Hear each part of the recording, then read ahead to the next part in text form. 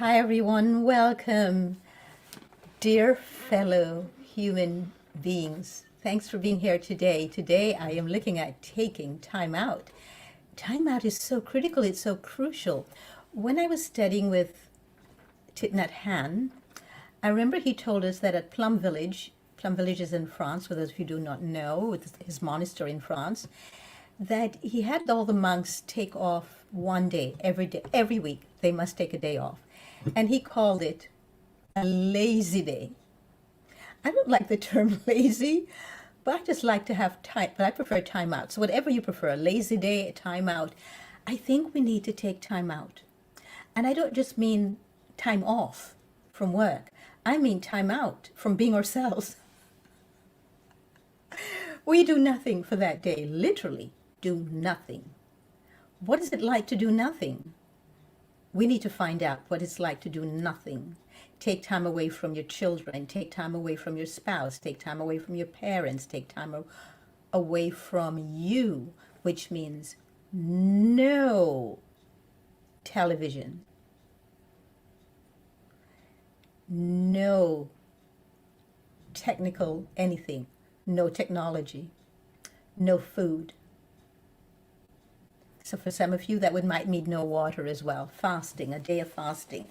Take a day where it's just about you, whether you do this once a month, once every 6 weeks, once every trimester, at the beginning of each season, whatever works for you, but find a day which ritually you do this, where you just take time out and see what happens. Not only will you find you renew yourself, but you have a deeper appreciation of self that you didn't have before.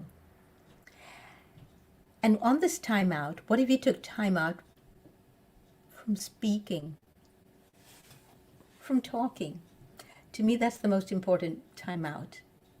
What if you just embraced silence, pure, utter, abundant, incredibly gifted silence?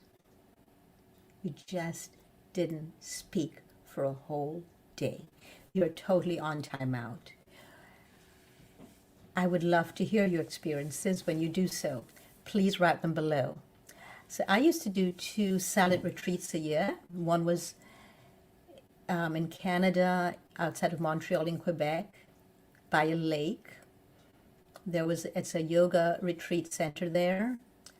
And I loved it because when I first got there, you decide what you want to do. You can either fast while you're there, or you can take part in the meals that they offer, or you can just do juicing. And I would just do 1 juice a day when I first got there, just 1 juice, because I'd been traveling and I just wanted my body to give it time to let go of food. And then eventually it came down to no juices. I would just drink water and I would fast.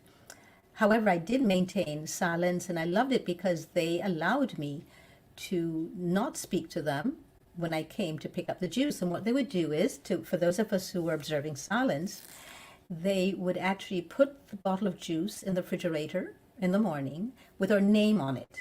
And so we would just come in, just bow to everyone as we come in silently, take the juice, and leave.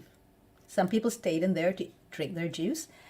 I loved it because I didn't have to speak once I registered and I got there. And some people at the center didn't even know what my voice sounded like because they never heard me speak. I loved that. I did, because I found that my connection to them was so much deeper, so much stronger, so much real, so much more authentic. So I strongly suggest, if you really want to find out who you are, in truth, the real authentic you, the you that's been buried behind and beneath a mass of social norms and a lot of obligations and a lot of being turned on all the time, I think you'll marvel at the truth of yourself, the beauty that lies within you that you've never even noticed. And in the silence, you will find that you're not you, that there's a whole world of magnificence that lives in silence, that exists in silence, and that maybe you've even been living an illusion, chasing after things that do not matter, do not really exist. And that in the end has simply been the path that has arrested your own inner growth, that has arrested your own development as a being amongst other beings that are part of a universe that is extremely loving and generous and kind and beautiful. We pass beauty every day. We pass flowers and plants and shrubs and trees without even recognizing them, without paying attention to them, because we do not have that beauty within ourselves fully visible to us, that we can recognize other beauty when we see it. When we don't feel beautiful, we see ugliness everywhere. We only see what we don't like. So what if we start creating a life where we take time out so that we can start enjoying the parts of ourselves we've never noticed before, never acknowledged, or didn't even realize existed. And we begin to enjoy the beauty and the truth of our own magnificence, our own inner world. There's a whole world internally. There's a whole world awaiting you to come in and just open up to it. I invite you to find time for that today. Whether it means just going to a waterfall and lying under the waterfall and feeling the water splatter over you, whether it's going to a lake and just floating into a lake, or if you live in a city and you're unable to get out, go to a flotation chamber, a flotation device, and just float in there. Whether it's just taking time out to sit in the sauna, whether it's just taking time out just in silence and closing your door and saying, no more outer world for the day. I'm cutting off all the illusions in my life, and I'm going to the inner world where everything of value, beauty, truth exists. I invite you to do so and watch your inner world develop. And the more your inner world develop is the more you'll be able to let go of all the illusions of the outer world, and you'll become less fear-based. I think becoming less fear-based is the greatest gift you can give yourself. So join me in this, won't you? And let me know below your own comments and your own experiences with this, or your own intentions to do this.